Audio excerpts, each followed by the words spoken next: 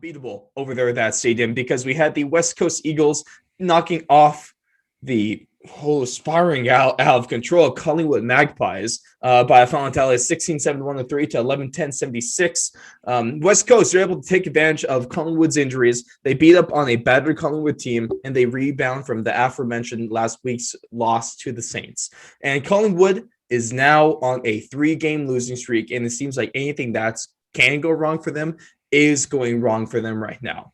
But for the Eagles, it was a close game in the beginning, but it's really starting the second quarter. And from that point on, you just had West Coast running away with this, especially with led by Oscar Allen and Jack Darling. Both those guys combined for 6 goals in the second, both finishing with 5 on the game. And it's the Eagles proving that they may very well, Donnie, have the depth required for a really to be able to really contend for a premiership this year. Like you're saying, a lot of people still have them in the finals, and I still do as well.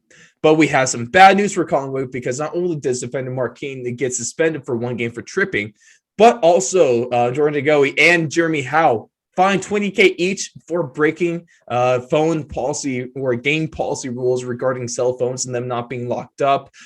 It did come out. I mean, I appreciate Diane for explaining this to me. They did this all for betting, which I thought was crazy or a weird situation because they had the same rule for like American football and American sports, but it's mostly so you're not watching film on the other team or looking like into their sideline like some of the game day shots may show, like on TV broadcasts. But it was proven that both these guys used those phones to inform their families about match-ending injuries that they sustained, but rules are rules. They're in place for a reason. So you have to be able to follow them in any scenario. So I still understand the punishment, but the club is expected to cover the fines on this one.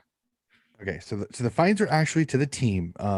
We'll cover that, and then I'll go back to the game really quick. Yeah. The reason that has happened, and I kind of explained it to you prior to recording, is Jaden Stevenson, former Collingwood Magpie, who's now with the North Melbourne Roos, was well, and I don't know what situation is worse to be in right now. he was basically caught, as they say, punting or betting on one of the games that he actually played in.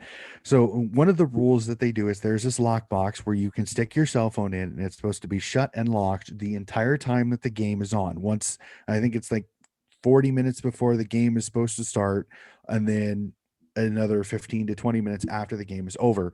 Those boxes must be locked with the player's cell phone, so then they cannot access them. Coaches, assistant coaches, physios, players, all of them, okay, have to be in this lockbox.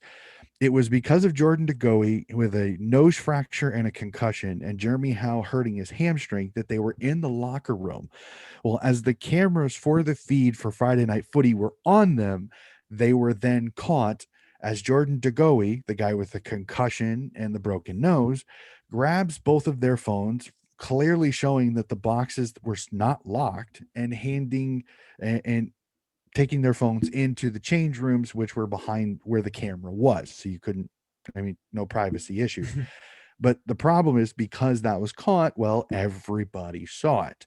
So there was the AFL sent to please explain, why did this happen? This is supposed to be locked. There's no way they should be able to get a hold of it. Yes, we understand that they have injuries, but the rules are rules. Everybody knew about them. So yeah, so it was just kind of a you-know-what storm all over, along with the fact that DeGoey's hurt, Howe's hurt. Both are going to be out at least a couple weeks, at least. DeGoey, it'll just kind of depend on how quickly they can set his nose again. And then the concussion 12-day protocol, so he'll miss at least this week as well. Going to the game, this game was more kind of, it was kind of funky because West Coast comes in, they lose Liam Ryan to another injury before the game started. And then Darcy Moore for Collingwood, their all-Australian halfback, gets pushed forward. I think Bucks kind of reacted to a lot of people saying, well, if you don't have any scoring, why don't you move Moore forward? Because Moore played forward as a junior. Well, that makes tons of sense until you go up against the team with 3 of the best talls in the competition in Kennedy, Darling, and Oscar Allen. So it's kind of pick your poison. Do you put Darcy Moore back to defend one of those guys, but then you don't have a lot of a lot of scoring going forward, Hmm. considering Cox was out.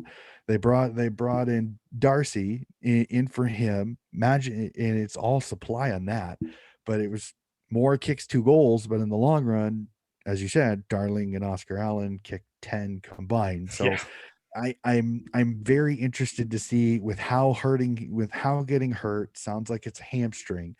um, I think Moore goes back in the game this week against Essendon, but I'm not sure because Essendon doesn't have the targets the West Coast did. So we will have to see how that goes. But this was just a game where, I mean, it was ugly both on and off the field. And Collingwood kind of, once DeGoey went down, when Tao went down, Collingwood kind of lost all kind of cohesion, and West Coast just kind of rolled right over them. So unfortunately, the Collingwood's ugly continued about 8 months is not getting any easier.